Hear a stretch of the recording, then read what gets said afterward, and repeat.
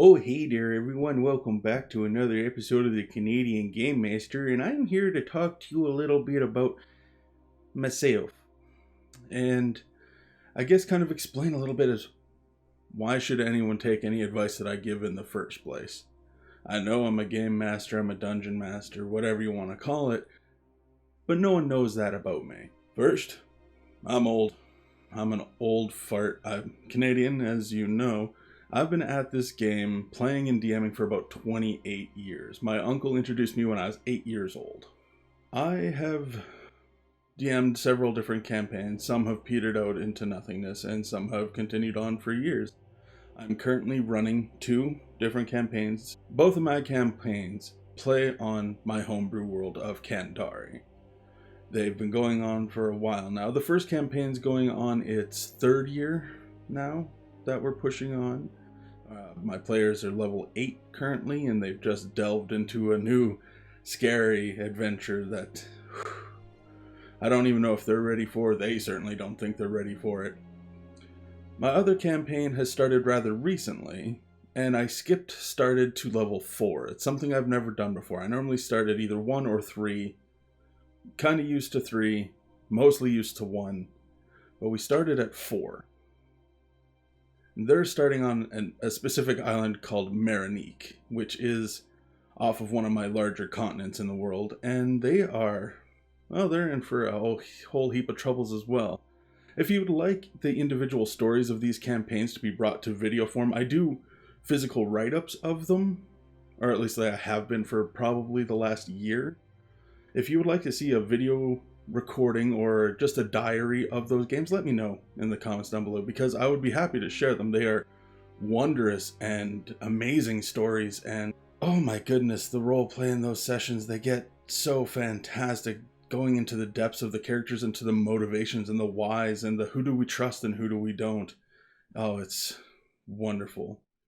I do tend to lean a little heavier onto the political side of D&D, whereas the subterfuge and the mistrust of those who you could think are your friends, I do that quite a bit, but I don't neglect when it gets into those situations of deeper fantasies and going into a random dungeon like my first campaign is going into. Probably, I would imagine our next 7 or 8 sessions are going to be stuck in this very interesting location, which I can't reveal too much about what's going on in there because my players have access to these videos, but I digress. I believe in somewhat sensical fantasy, if that makes any real sense at all.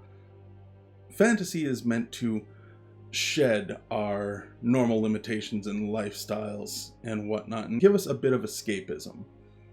And while I do absolutely adore those aspects, normal day-to-day lives are actually rather kind of dull in comparison. You gotta have some continuity.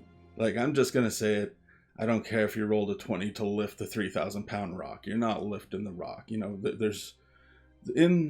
as it is, there is no critical success on a skill check and so forth.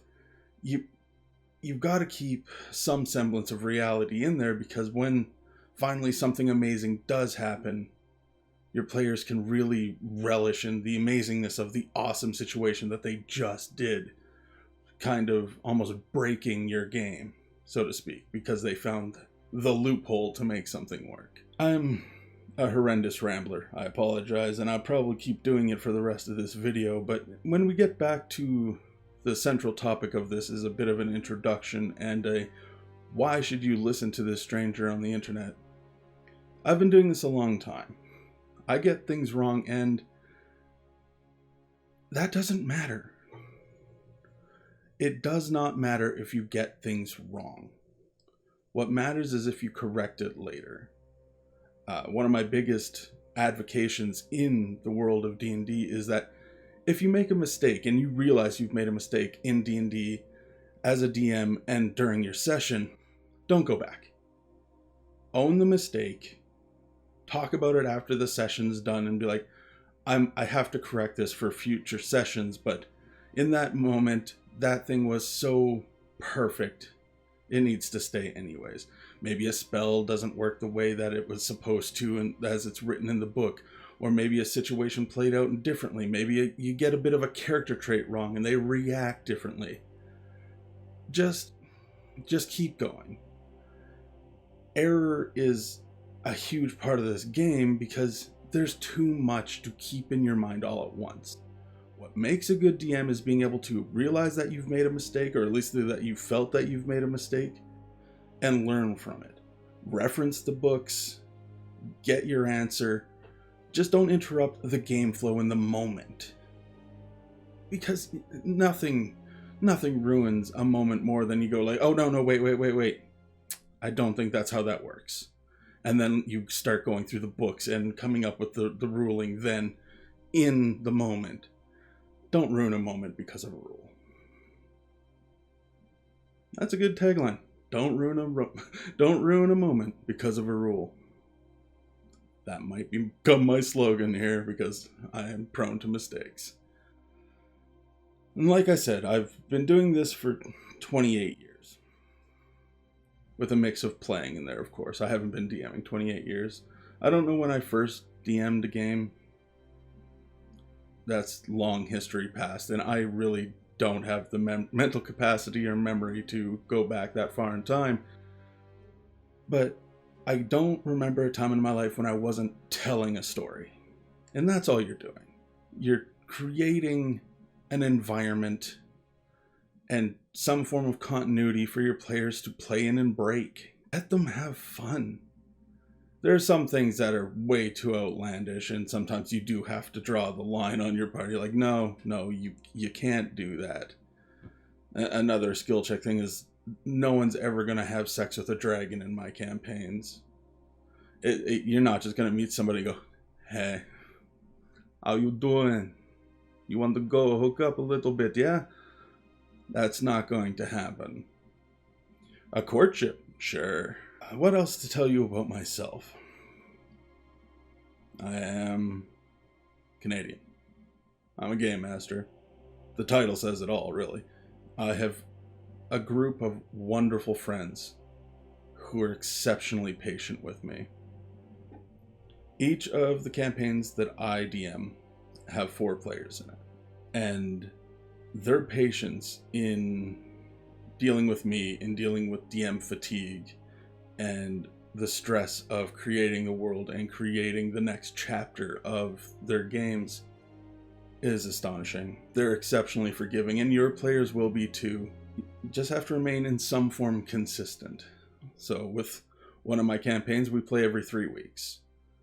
The other campaign, we tend to play the week after that in a 3-week stretch, and then the other one where I play is, well, whenever we can get around to it. But they're all so amazing and unique in their own ways, and I truly hope that every single one of you who aspires to be or is a DM can have those types of friendships with amazing role players, incredible tacticians, people who try to find loopholes in your own woven tapestry of a story. It is truly a magnificent thing, this game that we play.